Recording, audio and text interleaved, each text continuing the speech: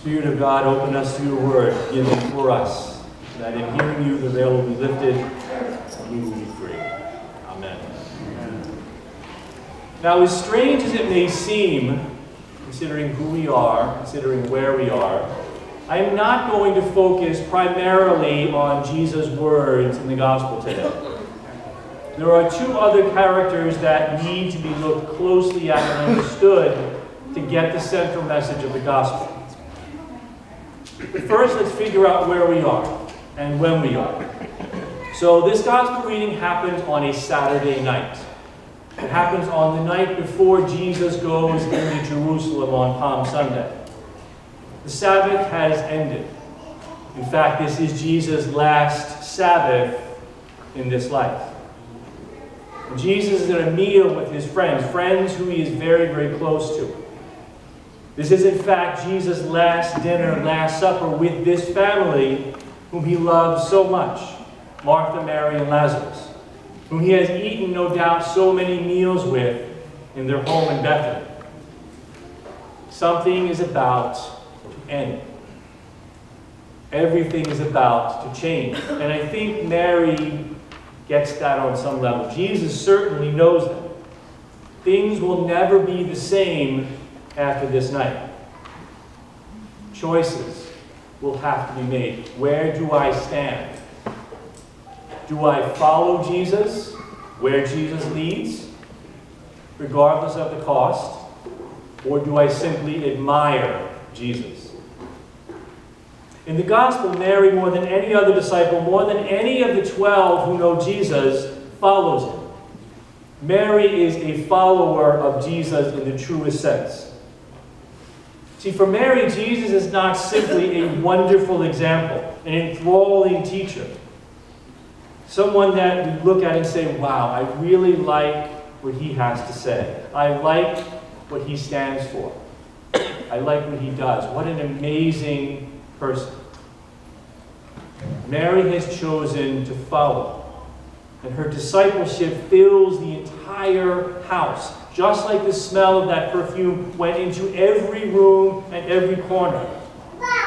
Every inch and every cupboard would be filled with the smell of that much perfume. That's a follower. That every part of our life is filled with the Spirit. Nothing escapes it. Nothing is hidden, nothing is held back. Nothing is off limits from the teachings of Jesus. And then we have Judas, a disciple, a follower in name only. What Judas really was simply an admirer of Jesus.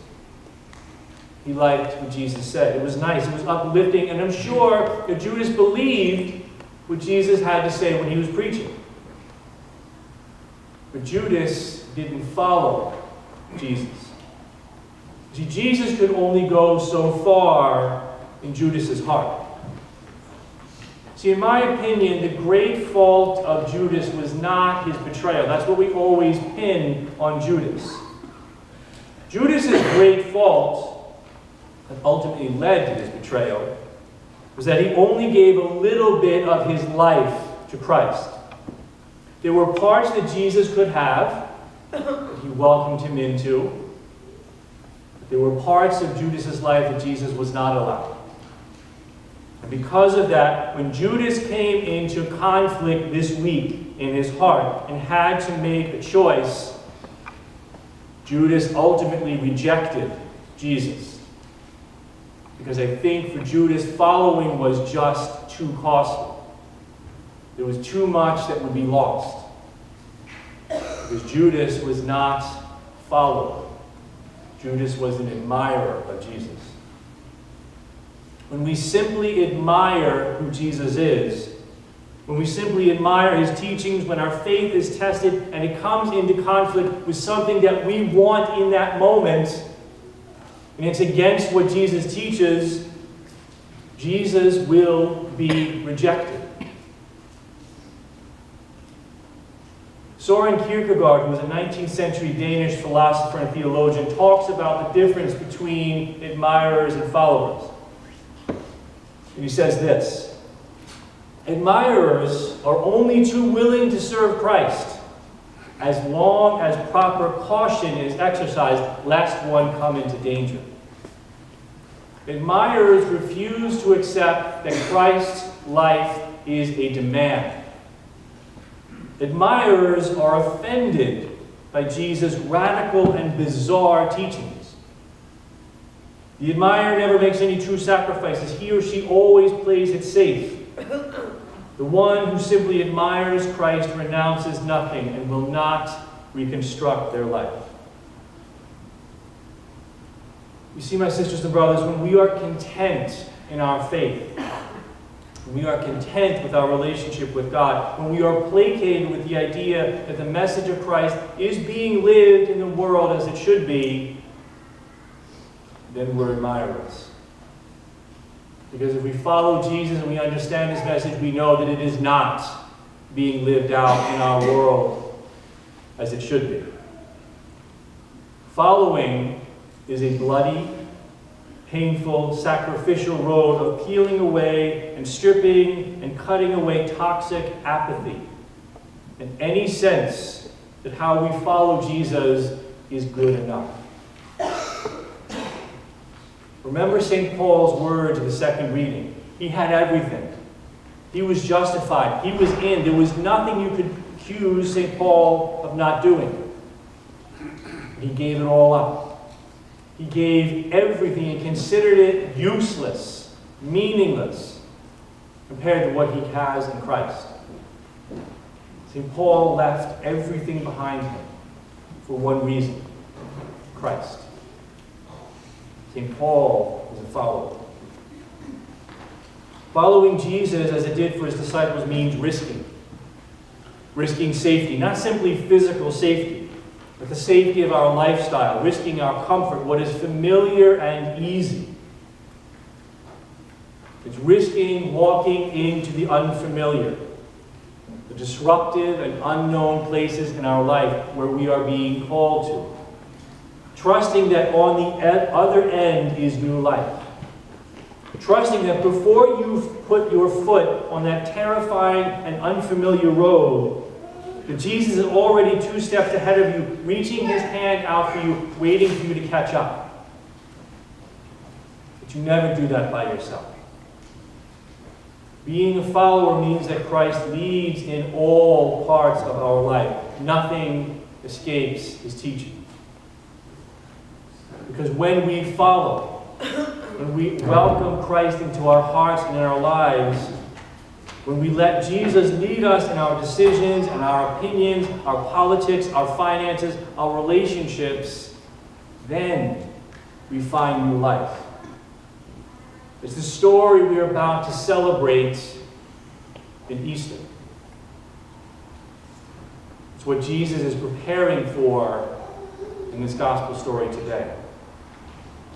Isaiah talks about it in the first reading. Only followers will find new life. Admirers stay on the sidelines unchanged. Do not consider the things of old, Isaiah says. I am about to do a new thing. Do not see it. I will make a way in the wilderness. I will make rivers in the middle of the desert.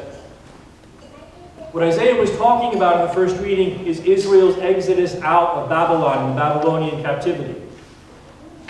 But this Sunday, for all of us, is an invitation to our new exodus out of being an admirer to a follower. See, Mary was a woman of passion.